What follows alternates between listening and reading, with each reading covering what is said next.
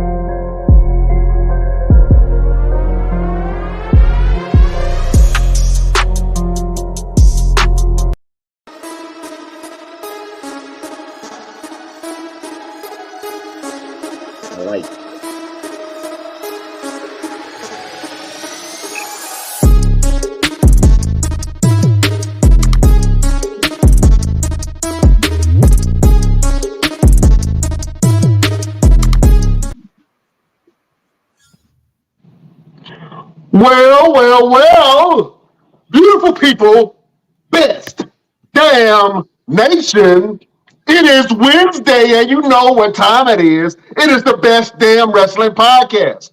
I am your humble host, Brown Renegade, and with me, I have the best damn crew. First of all, I have to introduce to you the Brownsville Bully.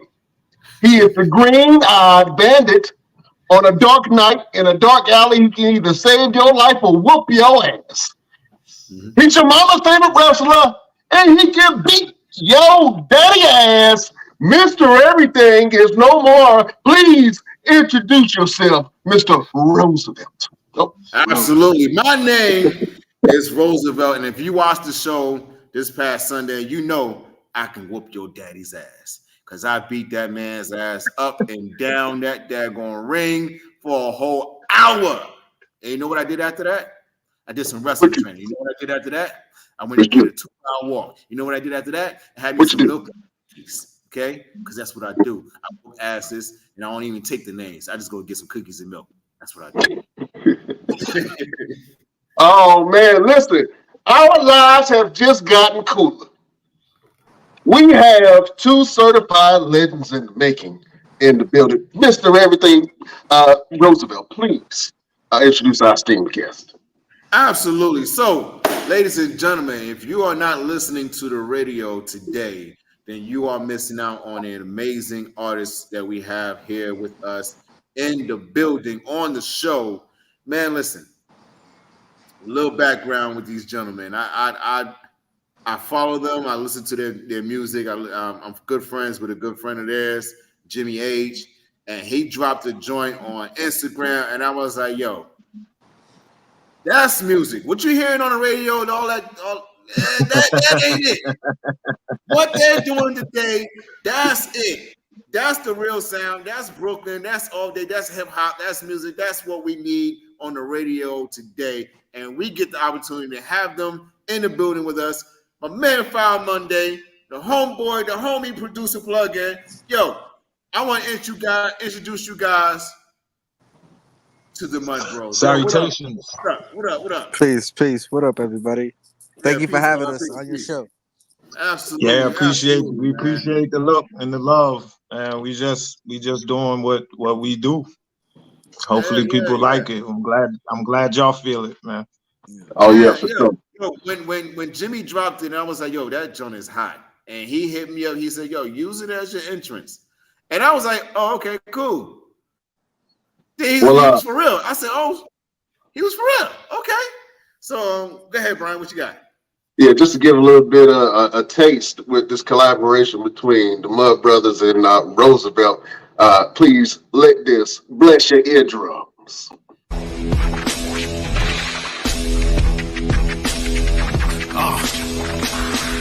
Hell, welcome to the Terror Dome. You should be heading home, cause you could bring all of your ninjas and the Technodrome. I rip right through your flesh and bone and mental capacity. Flood your mind with atrocities and copious tragedies. This dark Sabbath is a lesson in street. The whole church of the ghetto feel the words when I preach. Amen. Let the Lord say a prayer for these niggas, that they don't end up in front of someone banging their trigger. Living life like a war pig. Fuck the law, I'm getting mine. Let the others figure what the cost is. Purchasing the fortress on gorgeous acres enormous. Car park full of foreigners and women just waiting on us. We living the dream. Y'all living like hell is earthbound. We are not the same. You've been a lame since birth, pal. I don't feel sorry. I recommend they go dirtbound. Doggy dog world, and you've been looking like Chuck Brown.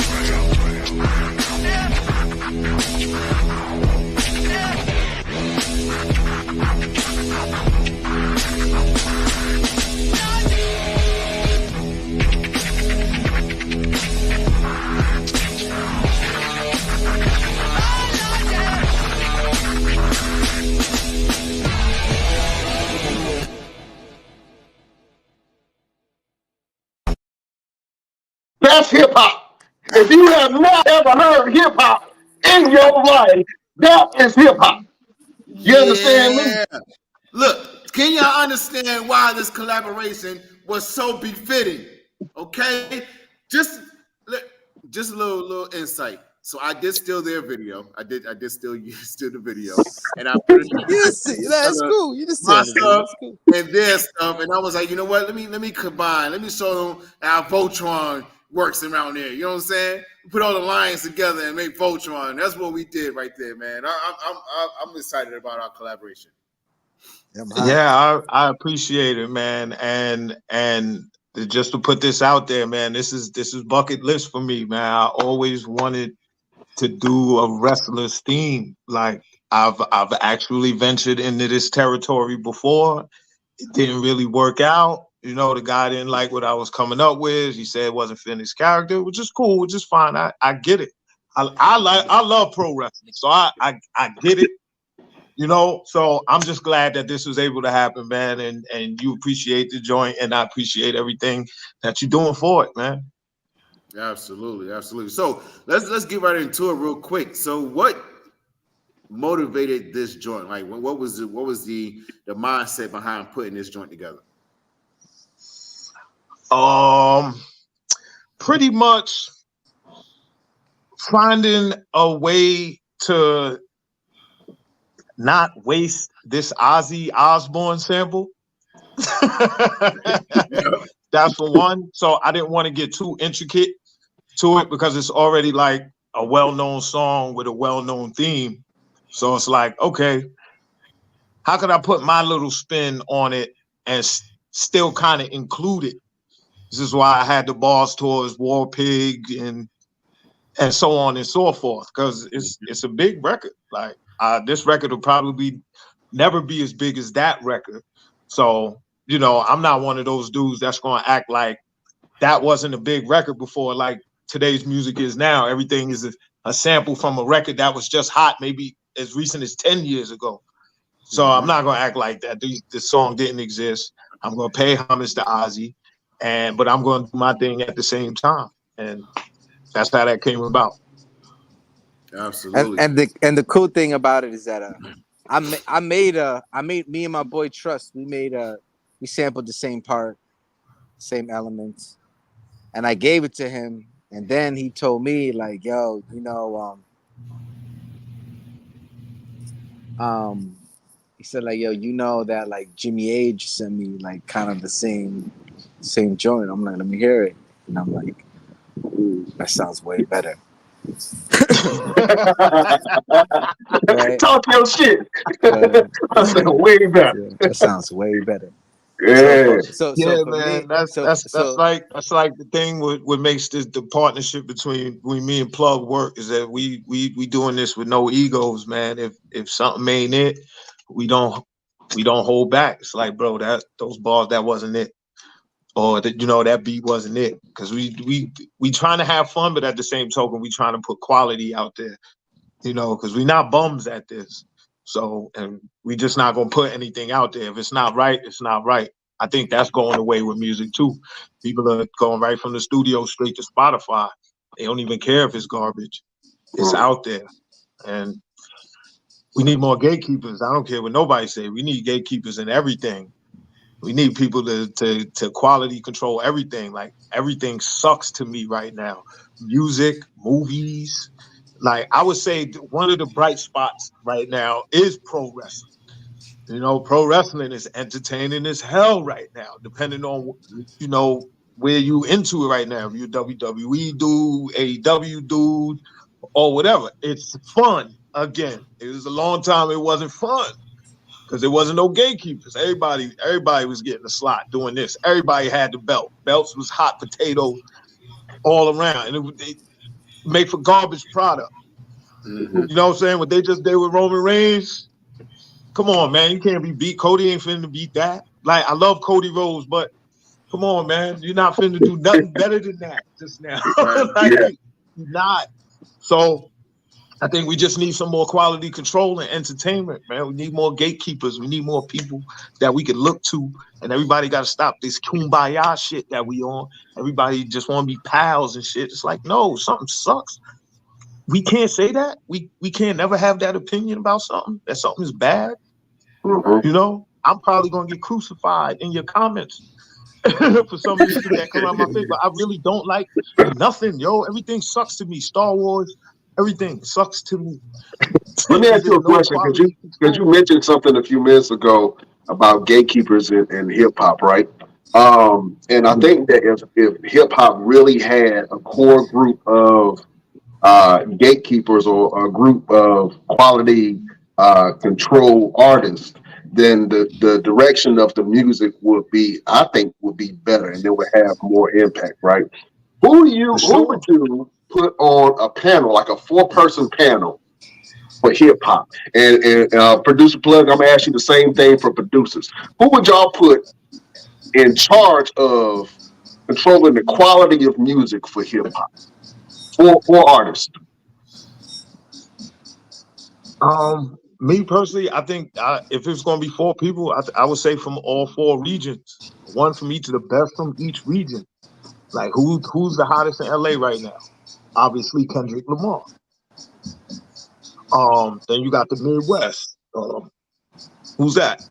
Who we say was that? I don't know. I don't be paying attention to these dudes that much, but like, you know what I'm saying? You got.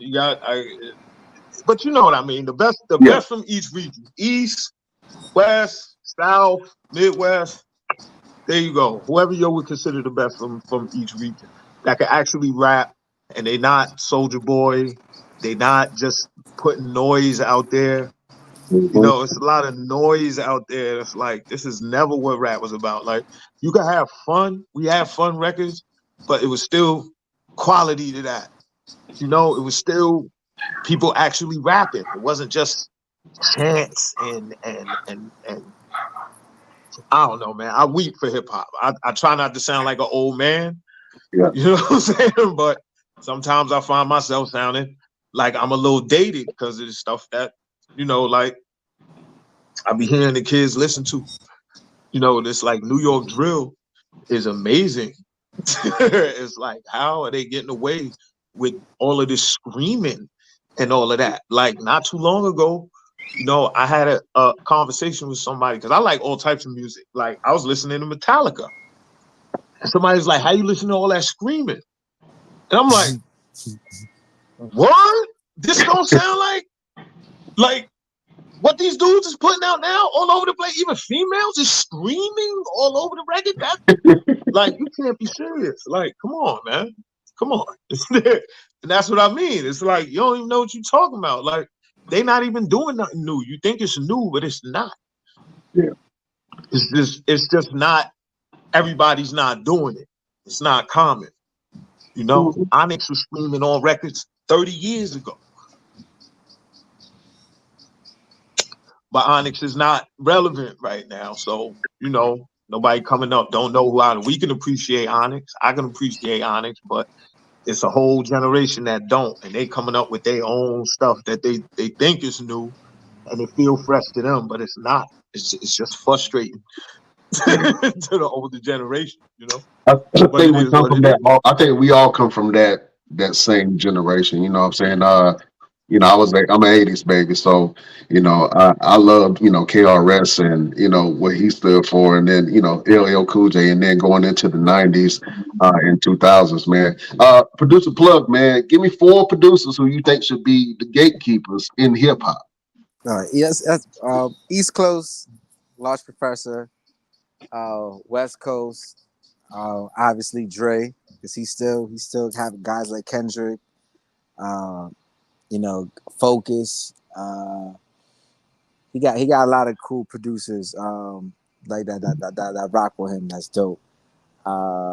Midwest, definitely Young Chop, Young Legend. You know what I mean? Everyone's still doing the drill sound. We talking about drill. That's his sound. Like it's still prevalent to this day. Still using those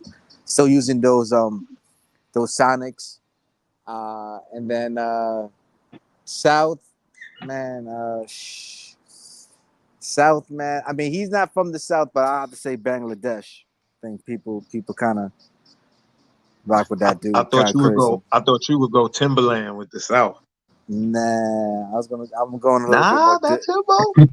Nah, Timbo ain't a bad choice because Timbo has made stars. Yeah. You know what I'm saying? Not Timbo or Pharrell? That's what I was going to say. Pharrell. Yeah. Nah, because he has. You see, this is why, like, if y'all could be a fly on the wall, me and him do this all day because, like we respect the same people, but as far as like flavoring, we are vastly different. Like, we are way different, yo. That's why we, remember, that's why the porridge is what it is. That's I told you.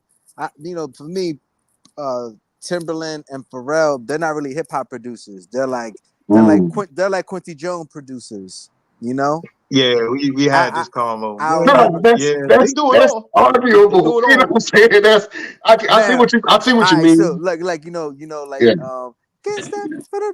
has that like that hi-hat type of drums, and then when you hear change clothes, it's the same thing. It's like it's Quincy. It's like Quincy. It's like, you know what I mean? Like but listen, Pharrell is a thief.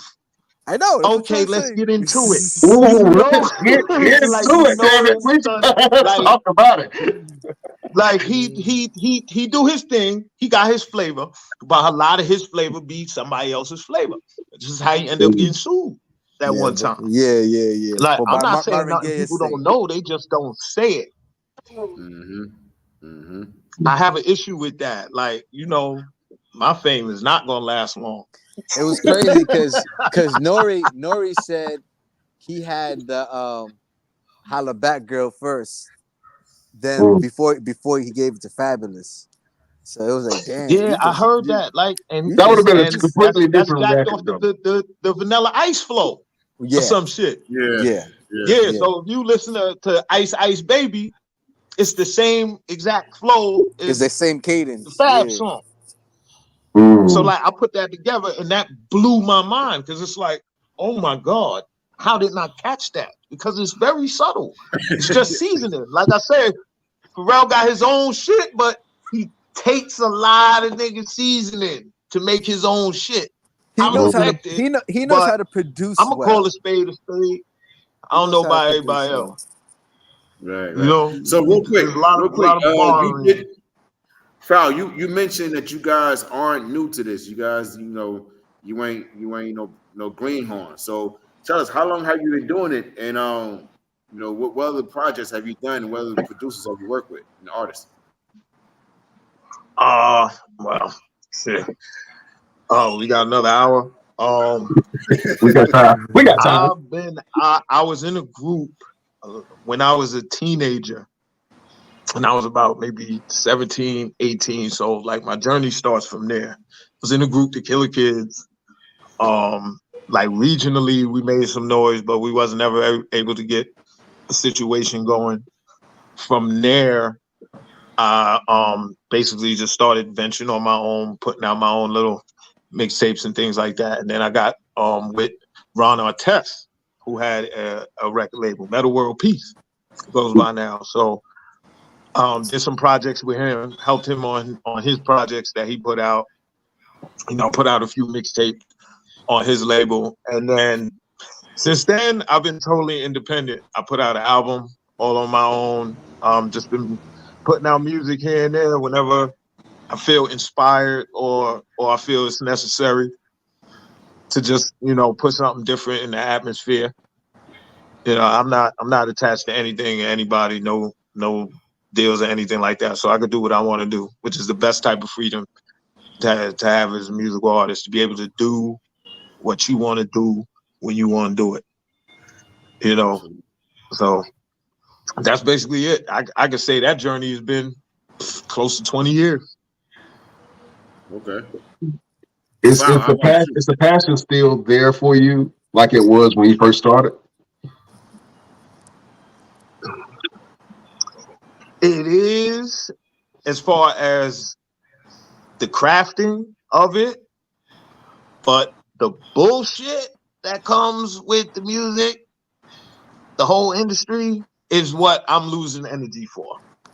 Like the fake love and hey, how you doings, and I don't even like this dude type shit. Like I'm trying to get back to finding my smile, so to speak. First single off the album, Smile, and which is one of the reasons why I wrote it.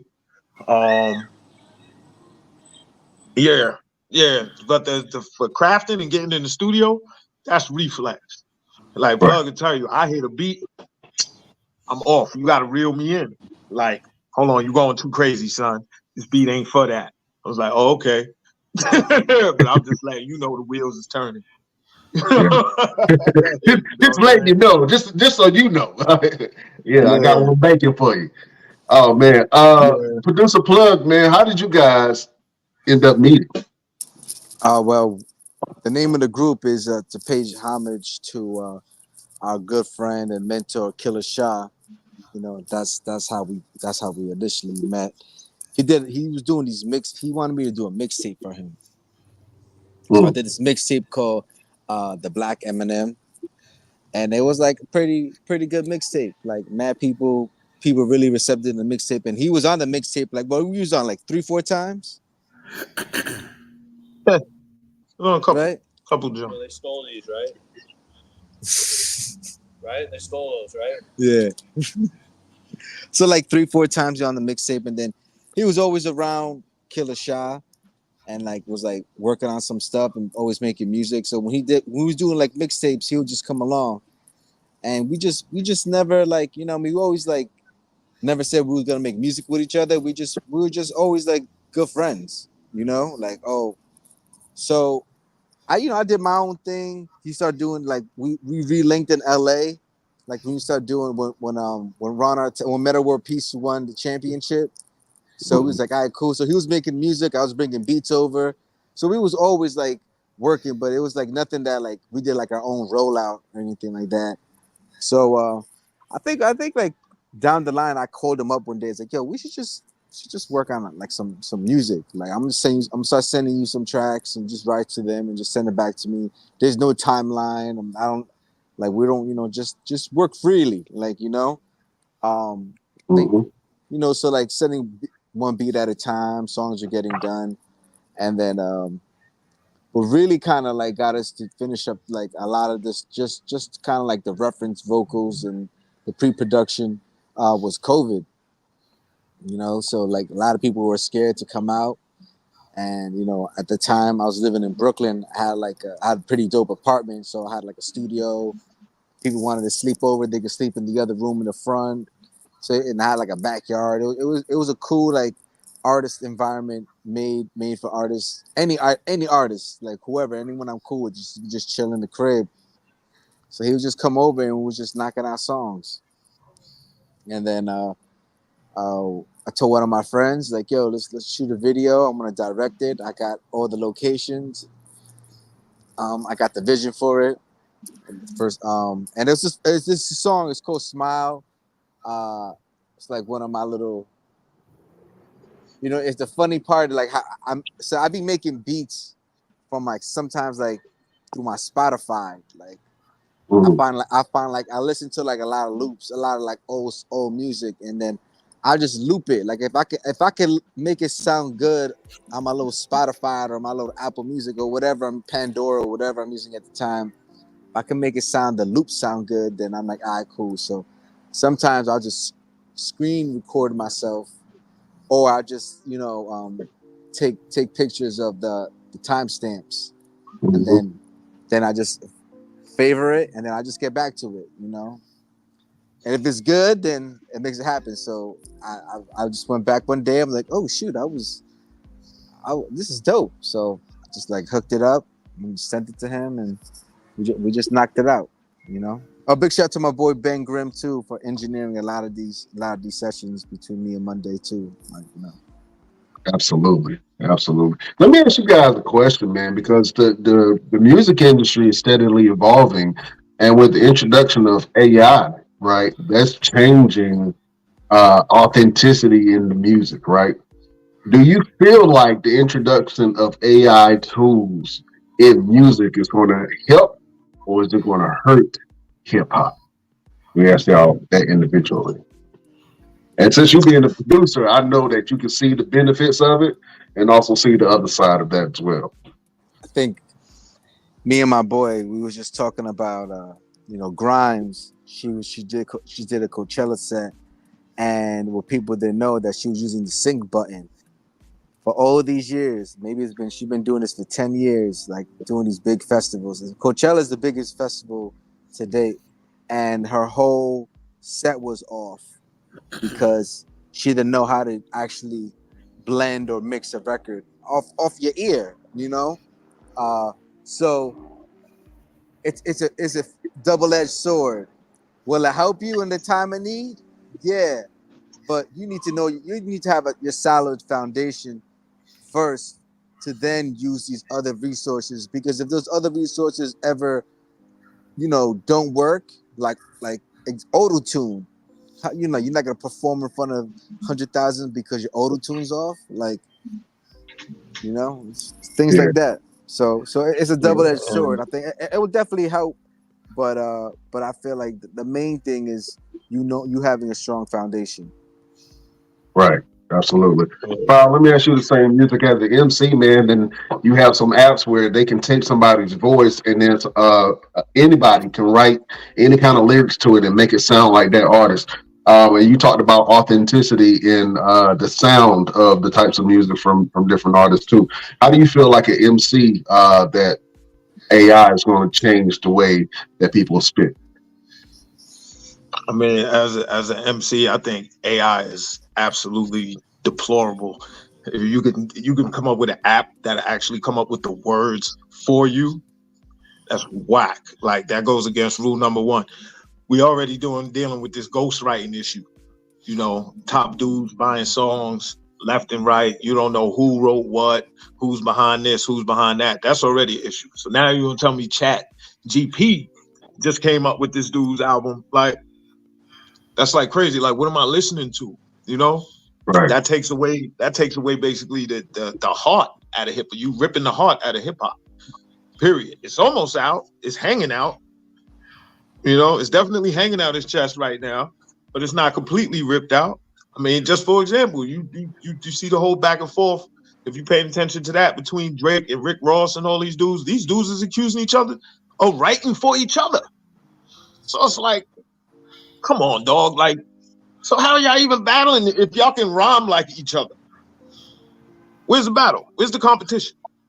Like, this is garbage. And at the end of the day, we all know this is kumbaya. You know, this is all phony beef. Like, J. Cole solidified that for me by bowing out. I was like, oh, this beef is phony. This ain't nothing. This ain't gonna be no competition. And they're not. Nobody's rapping. They're just dissing each other. Like, there's no artistry. There's no craft to it. Like, Hit 'Em Up by Tupac might have been most disrespectful rap record. There was a certain artistry to that shit.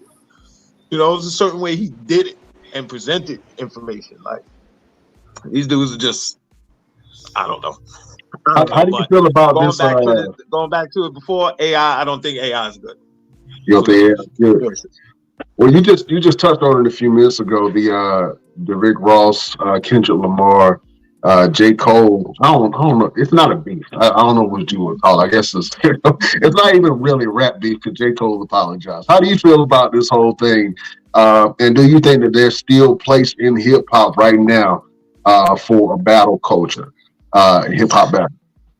I think there always should have been. Like, they do it in dancehall all the time. They have sound clashes all the time. The issue is, I think, just with it's just with the American culture and how they deal with entertainment. If it ain't the new hot thing, then you know it's passé. It's not even acceptable anymore. It's just not cool anymore. And we just so flippant with personalities and with brands and things like that. So when it comes to something like hip hop, people don't want to lose what they have because they know the fans is going to look at them different. And we shouldn't have that. You know, I mean, it's like wrestling. Just because the guy lost, you don't throw this guy away because he lost. Like, for example, because I am a wrestling fan, I'm about to hit y'all. When Booker T lost at WrestleMania to Triple H, that was heartbreaking, yo. Yeah. For me, that was heartbreaking because it was like, yo, he was really supposed to win that. What the hell they gonna do with Booker T now? But look at Booker T now. You know, the King Booker, everything he did in TNA, like, he was almost better because they didn't throw him away, because at least the company didn't throw him away. They knew he still had value. Right. That goes away in rap. Like I thought the verses was one of the dopest things for the culture. The versus battles, you know, that was dope. Like, the Locks killed Dipset. You don't take nothing away from Dipset. That takes nothing away from Dipset. You know? Yeah. And whether you agree with me or not, the fact still remains Dipset is still Dipset. Dipset is still Dipset. Versus means nothing. So I think we need more of that. And I think I think the only way to get it is we got to leave the corporations out the music a little bit. Like, these dudes got to understand what they signing, who's really in control. And, you know, you got to make sure that you can position yourself to do things like that when you can do it. Because a lot of these dudes is industry control, they TikTok control, and that's all they worried about. So, you know, if only your likes and views is what you worried about, then that's where the culture is going to go. I was going to ask you guys that question, and this is a very complex question, because I know that a lot of people have built their livelihoods on hip hop music.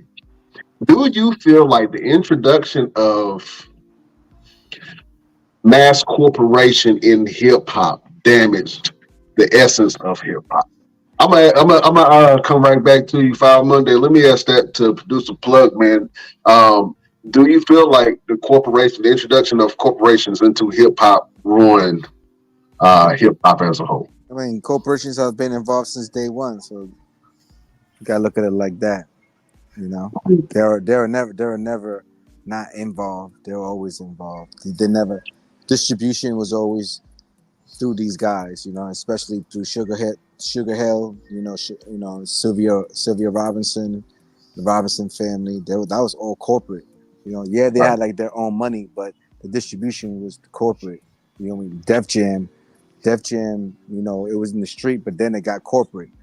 You know, NWA, you know, it was Turner Broadcast, you know. It was all corporate. Raucous Records is Rupert Murdoch's son or something like that. Corporate. So and these are, you know, these are people don't understand when you look at it. When Run DMC did the Adidas, that's corporate, you know. Yeah. When Michael Jackson got his hair sizzled by Pepsi, corporate.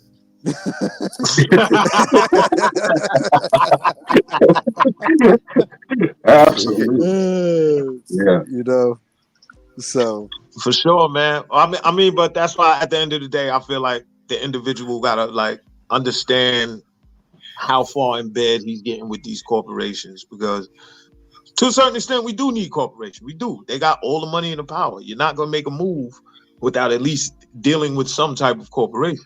So it's up to you to either gonna be respectful to your pocket, or you're gonna be respectful to the culture. Usually the pocket always wins. You know, this is why we've had all of these things come to light the way they come into light in 2024 with Diddy and everything, with Cat Williams and everything, because all these corporate dudes doing all this crazy nonsense, making these moves, but it all comes to light at the end of the day. Why? Because y'all want to move with corporations. You know, the corporation was more important. They had you being silly out here. Now you're getting exposed. Yeah, I can definitely see that. And I think you're right. I think there's a balance between corporation and artistry, right? And I think some of the greats have found some type of a balance between that, whether they're a producer or whether they're a rapper.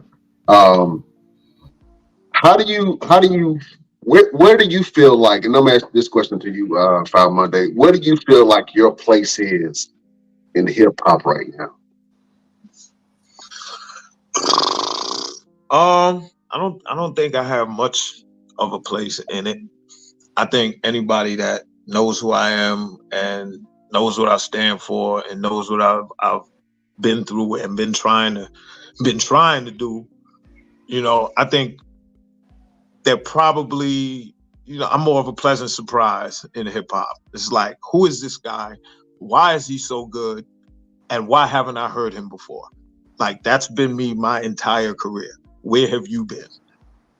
You know, so I think that'll be my place as one of those guys that's just like, he was out there, he was good, either through not having the right opportunity, the planets not aligning, whatever.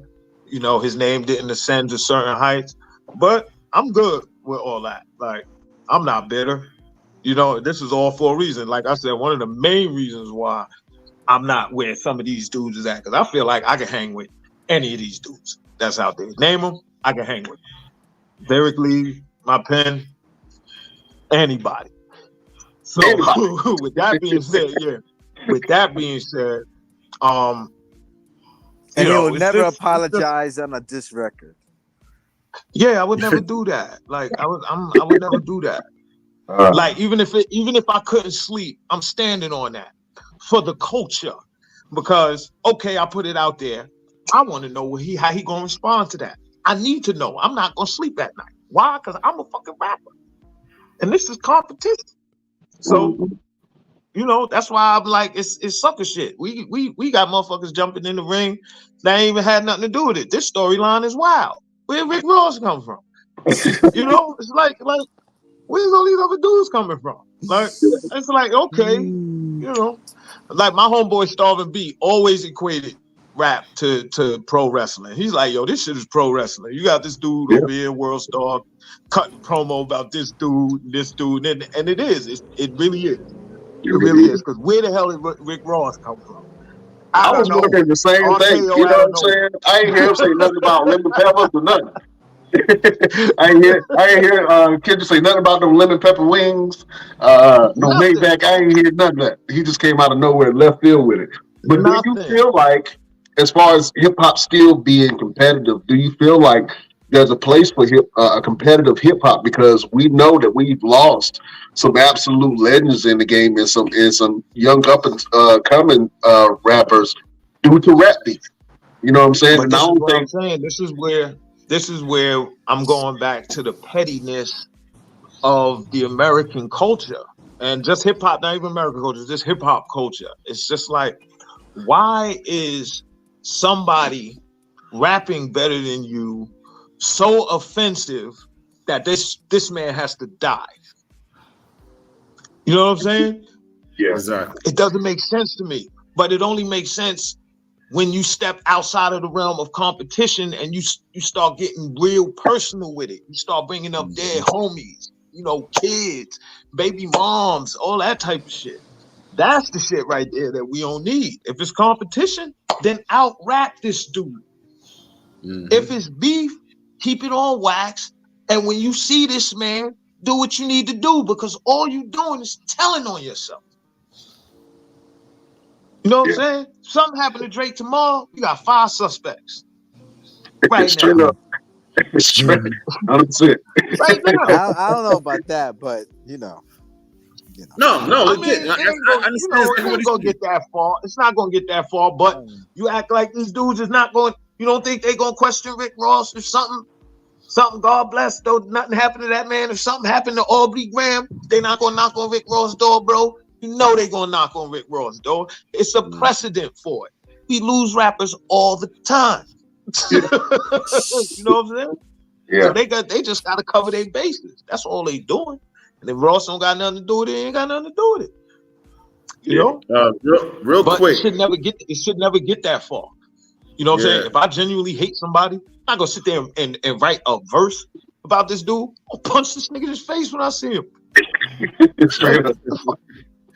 Like, that's it. I'm not wasting no time putting it on the record, letting you know I'm gonna punch you in your face when I see you, so you can have 40 niggas around you when I do see you. Nah, it's not gonna happen. We gonna have a beef. I'm gonna get right up on you close. What up? Come here, let's talk over here. Right. Yeah. Real quick. You know, So the fam Jimmy Age is on Instagram. He said Drake is a champ, but Kendrick is the real world champ like Ric Flair in '92. And then he also wanted you guys to he wanted to know what was the influence the Killer Shah have from the project. Oh, I would say that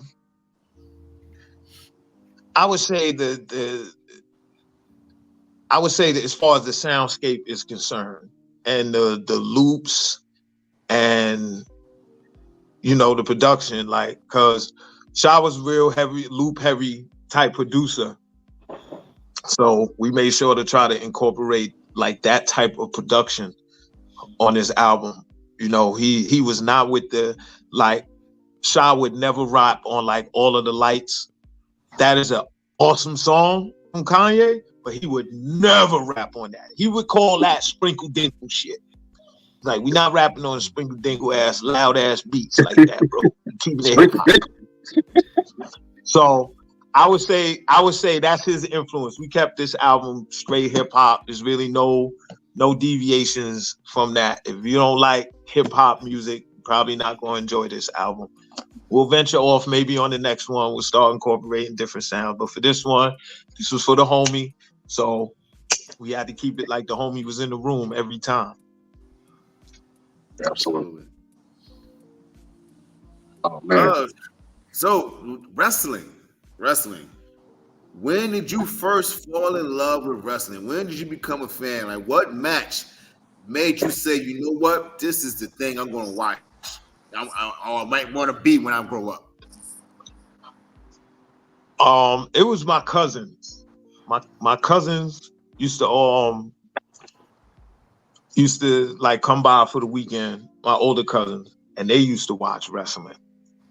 And so I only got sisters. I don't have any brothers. So they would come by, and like my sisters were older, so they would talk with them, and I would hear things. You know, I would pick up things, little names, Tito Santana, Macho Man, little things. So when I was on my own, I used to try to find them. And I used to catch them, like, what was it? I think it was Superstars or wrestling or something, like every Saturday morning. So once I found it, it was like, this is what my sisters and my cousins was talking about. So I can't remember the first match I ever saw, but the first match that left an impression on me was Hogan and Warrior, WrestleMania. Mm-hmm. Because, another unpopular opinion, I hated the Ultimate Warrior. I think that whole gimmick is goofy as hell. I never liked it. Rest in peace, much respect to Warrior, but I thought that was goofy as hell, and I did not expect that bullshit to beat Hulkamania. So when it did, that shit touched me. And I literally left it alone for a while. And then the whole Bret Hart and Shawn Michaels thing pulled me back in. That pulled me back in. And then they turned to DX. And basically the Attitude Era pulled me back in. And I've been full steam ahead ever since. It's like guilty pleasure for me, straight up. Yeah. We've seen a lot of wrestlers really, not wrestlers, a lot of rappers really gravitate to wrestling recently. I know at WrestleMania, they had all kind of rappers there, from Lil Wayne performing with Jey Uso. 2 Chainz was in the crowd. You also had T-Pain, who's a huge wrestling fan. Wale, who does the Wale Mania every year. A lot of rappers gravitate to hip hop. I think because of the storytelling, and it's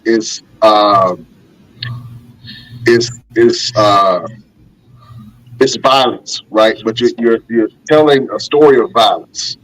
You know what I'm saying? And I think in a lot of hip hop, you have that correlation where a lot of people do tell the story of violent stories, rather, or stories about love, or stories about anything that they, you know what I'm saying, anything that's going on in society. Have you ever put, before the song that you just made, have you ever put wrestling references in your rap? All the time. All the time. I got a song where I put some Broken Matt Hardy references in there. I'm trying to remember. I think it was like no one will embrace you after I delete you. Absolute mules get abused for their evils. Like, I'm pretty sure people heard that and was like, "Yo, this dude be playing with words." I totally stole that, like, from wrestling. So that's just one reference. I can't think of any more, but I do it all the time.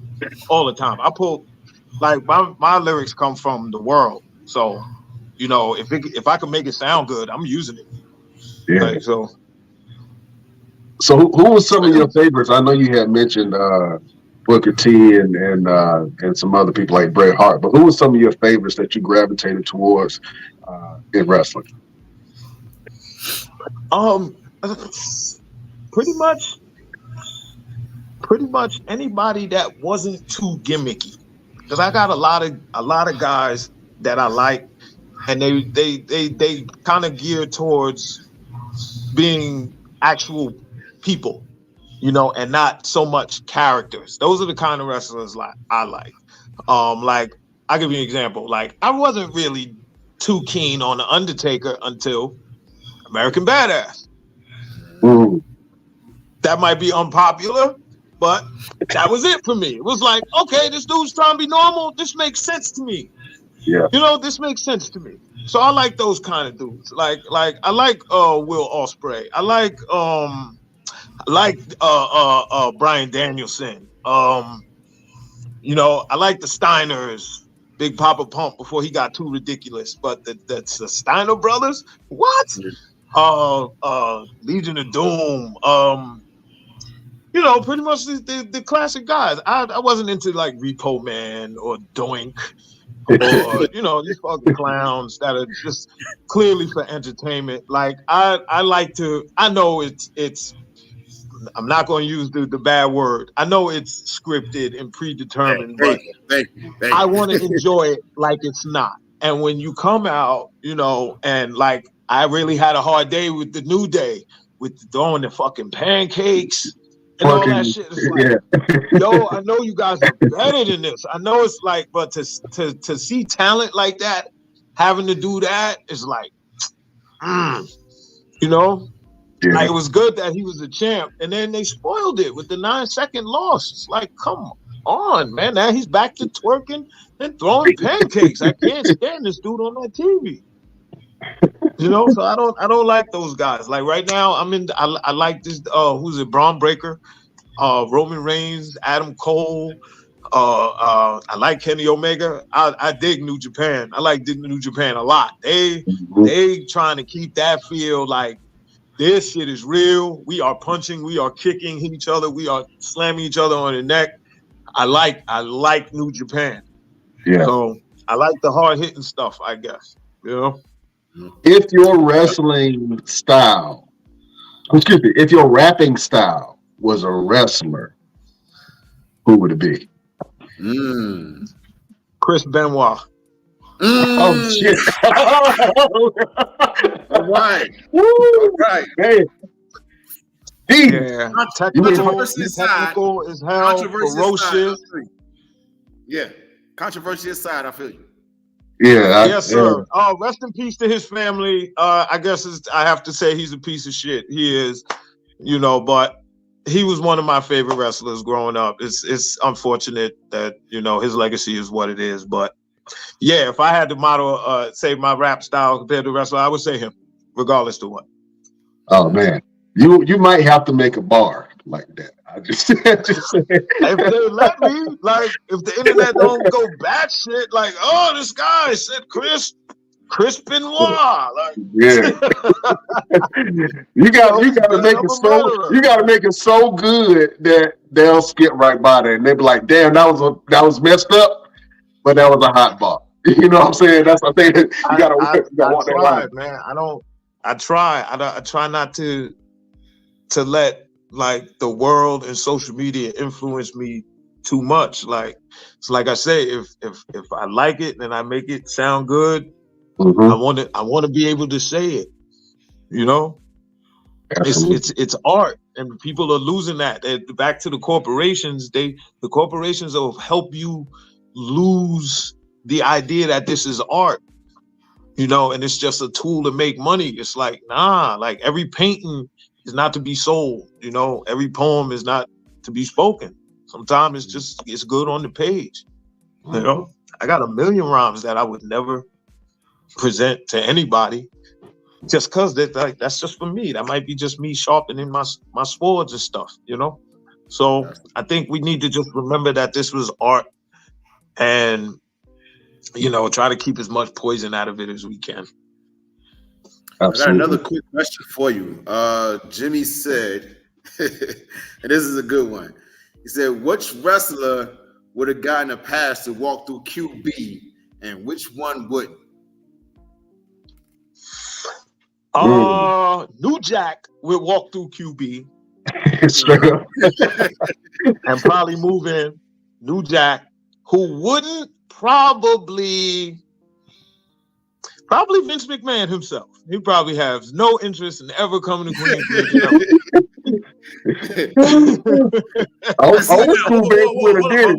Where you going? Who you with? You know him? Y'all know him? You don't know him? All right, you got to go, bro. You got to go. That's how it would be for Vince McMahon. Like, oh, you know him? You don't know him? Oh, you got to go. You're like, yo, who is this dude? Like, you guys know me, pal. I'm like, nah, you gotta go, homie. Yeah. You gotta get up off of this, man. You look too weird. Absolutely. Well, so Brian, look, look, I want to try something real quick because Yeah, Mr. Everything always has a problem with the wrestlers that come on the show. We got this segment called Wrestling School. It's best damn promos, right? Cutting promos, almost like a rap battle, but just with spoken word. We gonna have your wrestling name be your name, Foul Monday. And I'm gonna have you go head to head in a promo battle with Mr. Everything. You can use rapping, you can use the words, you can use whatever. I'm gonna let him set the tone, set the pace, and I'm gonna let you finish him. After that. All right. So we're gonna try this. I'm gonna let him, Mr. Everything, you're gonna start. And then we're gonna go ahead and do it thing. Let Foul go first. Let Foul go first. All right. Yeah. Beautiful people, prepare yourself for best damn. Yeah. Mr. Everything, my name is Foul Monday. The last day you will ever be relevant here or anywhere else. That's right. When you hear that name, you're going to remember the day that you saw these eyes and knew that Mr. Everything did not have everything under control.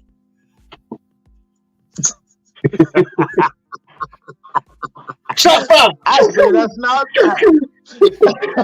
Gunsling over this bitch. Oh man, that was a great one. Mr. Everything or Roosevelt, you got a response to that, sir? Yes, I do. Since you want to come into my side of the things, I'm gonna come over to your world. We all know that I don't rap and I act. But just like Bane did Batman, I'm gonna break your back.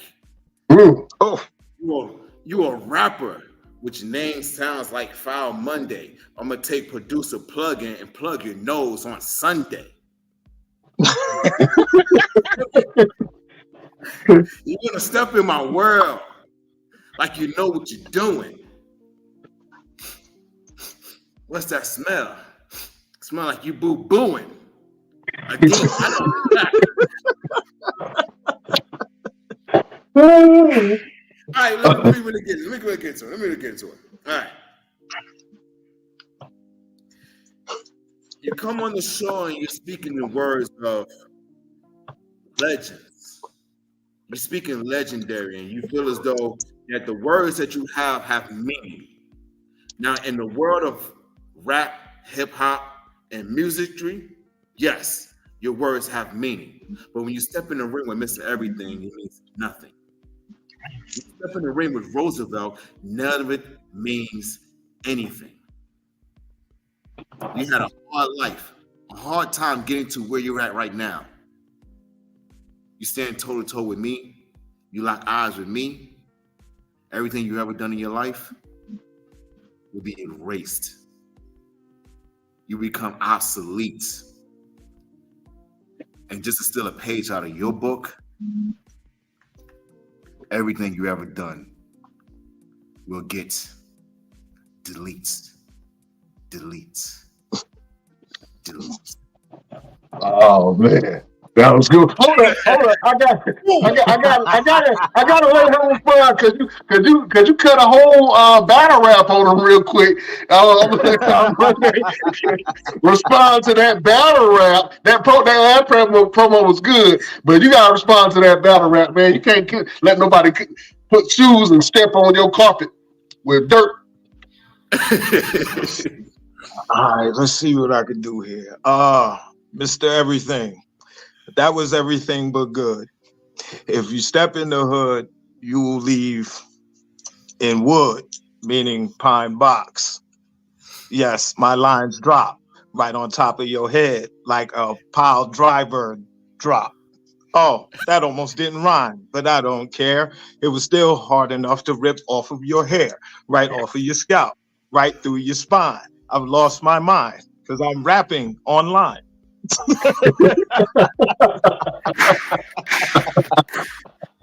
I was going, but I killed it. Nah, that was amazing. That was absolutely amazing. Mr. Everything, don't give up your day job. Oh, man. That was one for the ages, folks. That was one for the ages. That was fun. Awesome, awesome. Have fun here. That was fun. Claps and tap taps. Yeah. Producer Plug ain't want none of that action. That's why he had to drop off real quick. Went to go clean his glasses.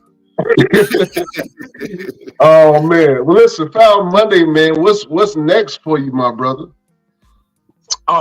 We gonna get this album rolling out, and then I'll get back to Foul Monday business. I'm definitely going probably put out a solo album if I can get it out this year, because I've already started working on that. And we're just gonna keep the train rolling and see what we can do when we can do it. Like right now I'm wearing my boy Sid the Third from Slipknot's hat. We've been working together and putting some stuff together. So, we'll see where that goes, man. We'll see where that goes. Absolutely, man. And I know Producer Plug, he said he's working on some stuff right now. He got the Ghostface Killer album, Set the Tone, that he's working on. Also the MuddBrothers, This Is My House, damn it. You know what I'm saying? We're gonna support y'all however we can, bro. So double sharing, promoting it, pushing it out. Anything you promote and push out, we're gonna share on all our platforms, man. So that's awesome. And then I think Producer Plug got a self-titled album that's coming out as well.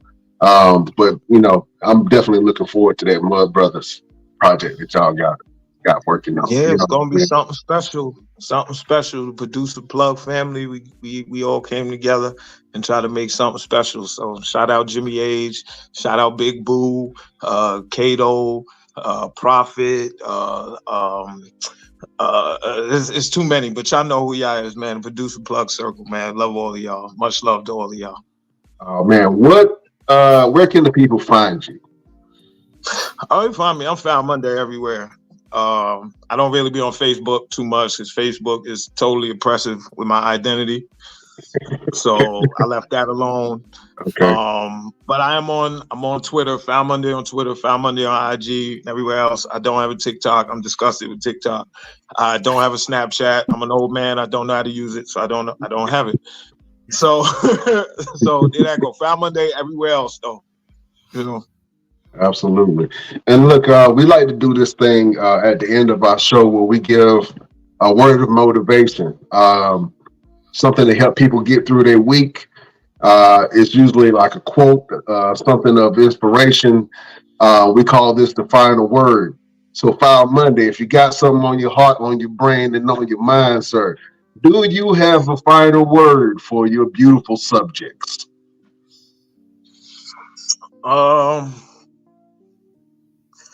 Young men, leave these hoes alone, and young ladies, I don't know. Hold on, I could do better than that. Right? Yeah, I could do better than that. Wait a minute. Okay. The first one was good though. Young fellas, leave your hoes alone. Get you a real woman. Yeah, okay, we can run with that. But I don't want to leave the young ladies out. Right. And then I'm gonna give something to the young ladies, and then I'm gonna just give something to everybody.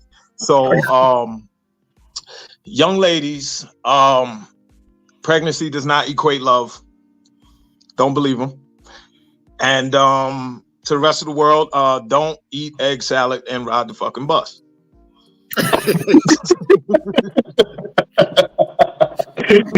Oh man, that was good. Who the hell eating egg salad? First of all, who the hell eating egg salad? Period. That's old school. You know what I'm saying? You see a young chick eating egg salad, run far away. run far away. She might have an old last name like Bernice or some shit. Yeah, like, this is Bernice. Yeah. Yeah. Gloria and shit. This is real. Yeah, man. Met Ruth. I was like, I don't know. Ruth got to be 60 years old, ain't she? Yeah, Ruth. She's 19 years You ain't old. never met man. an 8-year-old Ruth. Straight up. A 9-year-old Ernestine. Hell no, it don't exist. Old ass names. Oh man. Awesome. Mr. Everything, do you have a final word for your beautiful people? Absolutely. I'm gonna take an old one. Before you point one finger at somebody else, realize there's 4 pointing back at you. You know what I'm saying? So don't put the blame on nobody else if you're not willing to step up your own shit and realize that you are in control of your own destiny. You're in control of your own narrative. A lot of people walk around and want to say, well, I'm not where I'm at because this person didn't give me opportunity, or this person tried to hold me back, or this one. Man, listen, there's ways to get where you want to be without depending on anybody else. That's why it's called free will. So use your free will to get where you want to be, and don't point your fingers at anybody because you got several fingers coming right back at you. Absolutely. Absolutely. I love that. That is a final word from the one and only Roosevelt. And I've been calling Mr. Everything all show. And, you know, that's just mine. Yeah. I'm trying to break out of it. Like Skip. Skip, come on, Skip. Oh, man. I'm going to do this final word. It comes from a Michael Render song, Killer Mike, called Run. And he had a line on that where Dave Chappelle said, "You're a leader. Lead." And every time I listen to that song, that particular part just stands out to me. You know what I'm saying? So if you have the ability for people to pay attention to you, if people flock to you naturally, if people hang on your words and they trust your words and who you are as a person, if you have the ability to lead, whether you're a leader in your industry, whether you're a leader in your own home, it's up to you to go ahead and lead the people that depend on you. Leadership is not something that you just volunteer for. It's something that you were chosen, whether people choose you or God chooses you. But if you are a leader, then lead. That's all I got to say. That's for the leaders out there. Everybody is a leader. But if you are a leader, excellent. Then, you know what I'm saying? And we talked about gatekeepers earlier in the hip hop. I think that if a lot more of these rappers that have all this influence was able to lead in the community, the hip hop community will be in a better state. That's all I got to say there. That is a final word from your boy, Brian Renegade. You know what I'm saying? Yeah, you know, we need. You said it yourself. We need more gatekeepers and we need more leaders in our community. If you know what I'm saying, I think if we had more men and more people step up, then things will be a little bit different. They're a little different in our communities. Dig it? That's it. You can find me at Brian Renegade on all platforms. Roosevelt, where can the people find you? Yeah, so the Instagram has been changed. It's now Roosevelt Pro Wrestler, Pro Fighter, rather. You can find me on the TikTok, official _ Mr. Everything. Got to change that eventually. And then you already know, man, I'm out here winning belts. I got 5 titles right now. And I'm getting ready to compete for my 6th one on May 3rd down in South Carolina, man. I'm collecting belts out here, man. I'm tapping more sleep. You guys make sure you go and check out that one Iron Man match that we just had this past Sunday. Amazing event, to say the least, in terms of online. Man, Sean Cruz, shout out to him. He went in there and he gave it his all. He stood toe to toe with me for a good 60 minutes. So whoever won next, let me know. You know, you get 60 minutes, you can get 90, you can get 2 hours. I don't care. My energy don't stop. You get in the ring with me, you're gonna be in some trouble. So y'all already know Mr. Everything was Roosevelt. You got me calling me Mr. Everything. Thank you a lot, Brian. You got me calling myself Mr. Everything. I'm sorry. Roosevelt. I'm sorry. You know, it's like a rap name. No rap name don't go away just because you changed it. You know what I'm saying? Right. You know what I mean? Rap names I done had in my life. Look, Before I stopped rapping. I'm gonna get me a writer and be Mr. Everything the rapper. There you go. There you go. Oh man. And if you want to follow us on social media, you can go over to our Instagram at the Best Damn Wrestling Podcast. We got a Facebook group. You can go over to that and chat with the fellow Best Damn Nation at the Best Damn Wrestling Podcast. We got a Facebook page where we put all of our content, the BD Wrestling Podcast. We got an X or Twitter, as it was formerly known, at Best Damn Crew. You can go over to our Twitch, the Best Damn Wrestling Podcast. We even got a TikTok, Best Damn Wrestling Crew. And go to our damn store and get you a damn shirt. www.bestdamnwrestlingstore.com. Damn it. Listen. Foul Monday. I'm going to have you help me out with exiting the show. I'm going to say the best, and I want you to give me your best damn. You know what I'm saying? You can pull for Ron Simmons. I just need the word damn. That's it. There we go. You hit me with the Ron Simmons going. You hit me with it. You know what I'm saying? With Ron Simmons. All right. Beautiful people, we will see you next time. On the next best. That was a good one. That sounded just like Ron Simmons. Damn. Wrestling Podcast. Oh, man. Foul Monday. You are a gentleman and a scholar, sir. You are welcome on the show at any time if you want to come pop your shit. You know what I'm saying? Talk some wrestling. If you got something to promote, you can come on the show and just kick it with us, bro. We appreciate having you here, man. It was an honor and a blessing to meet you, sir. Thank you. Feeling is mutual. Thank you. To you, bro, Mr. Renegade, Mr. Roosevelt. It's been a pleasure, man. I appreciate everything. Oh, man, we appreciate you, brother. Can't wait to hear the music coming out from you. And listen, you got some big things coming. And anytime people come to this, I'm getting chills right now. So this is for you, Foul Monday. You got some big things coming for you this year, brother. Big things. Yeah, man. How you say it, Mr. Everything? Big things. Oh man. Big team, boy. Yeah, there you go. My Jamaican is horrible, so I had to get him. Trying to help me out. Oh man. Beautiful people, we can't hold you no more. You can follow us on all of our platforms, wherever you get your podcast, Spotify, iHeartRadio. If you're watching us on Facebook, YouTube, thank you. We're on Instagram, Twitch, Twitter. Wherever you get your podcast, you can listen to the boys at the Best Damn Wrestling Podcast. We can't hold you no longer.